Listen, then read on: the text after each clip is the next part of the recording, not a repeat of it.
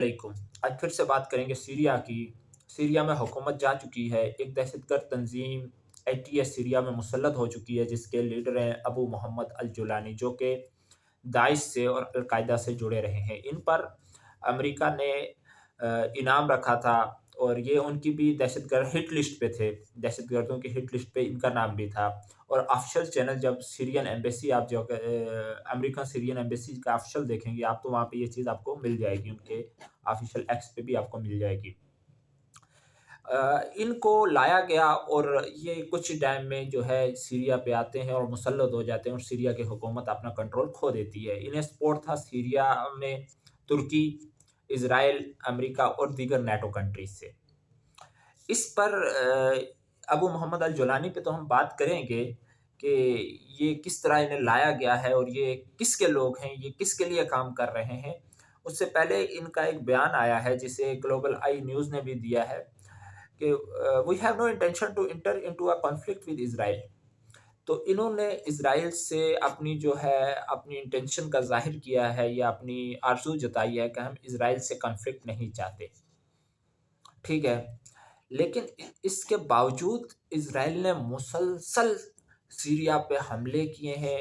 95% Syria की जो है फ़ौजी ताकत ख़त्म हो चुकी है और सीरिया में जोलान हाइट्स से इज़राइल एंटर हुआ है और दाइश इज़राइल एंटर हुआ है और दमस्कस के 15 किलोमीटर के एरिये के पास आ चुका है। यानी आपकी कैपिटल के 15 किलोमीटर दूर इज़राइल अपनी फ़ोर्सेस को लेके खड़ा है। अब इसमें जो है तुर्की की भी जीत हो गई है, इज़राइल की भी जीत हो चुकी है, अमेरिका की भी जीत हो चुकी है, लेकिन सबसे बड़ी हार अगर किसी की हुई है तो वो सीरिया है। कतर तुर्की का एक मंसूबा था जो गैस पाइपलाइन यूरोप को जाएगी और वो होके जानी है सीरिया से और उसको तहफ़्फ़ुज़ देंगे ये एटीएस अबू अल जोलानी।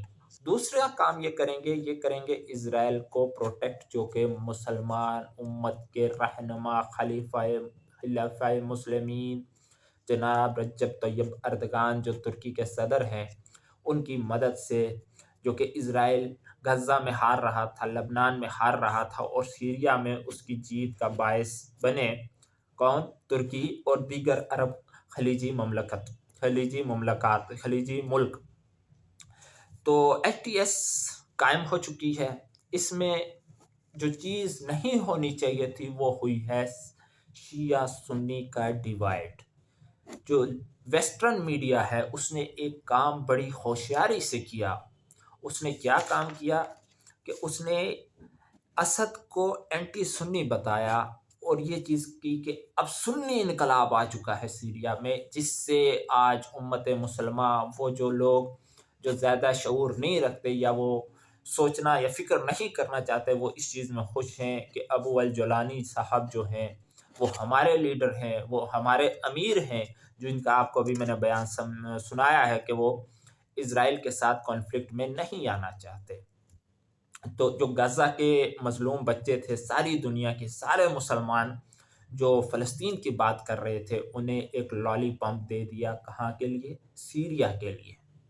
और ये आएँगे और इनका मकसद क्या है? शरिया लॉ इम्प्लीमेंट करना। फिर से मैं बता दूँ आपको कि ये एचटीएस जो है, ये दाइश की ब्रांच है।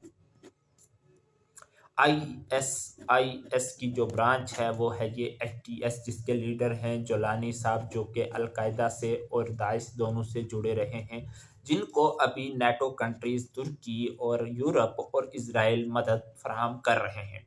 और 95% जो है मिलिट्री ढांचा सीरिया का तबाह हो चुका है। इस वक़्त इज़राइल ने कोई ऐसी जगह, कोई ऐसा ठिकाना नहीं छोड़ा जिस पे हमला ना किया हो। इसी के बाद जो अब दूसरी बार शपथ लेंगे 2020 में जो हार चुके थे, जो इस वक़्त बहुत पॉपुलर हैं, डोनाल्ड ट्रंप साहब, उनकी ज़ुबानी उनका एक बयान आपको सुनाएँगे कि उन्होंने ये चीज़ खुद वाज़ेह अपनी रैली में 2016 में कही थी, जनाब ट्रंप साहब, जनाब ओबामा साहब को मुख़ातिब करते हुए कि दाइश के फाउंडर, दाइश आपने बनाई थी, दाइश का क्रेडिट ट्रंप को जाता है। और जिसकी ब्रांच ये एचटीएस है। अब में मुसलमान वो नादान जो शिया सुन्नी के इस In many respects, they honor President Obama. ISIS is honoring President Obama. He is the founder of ISIS. He's the founder of ISIS.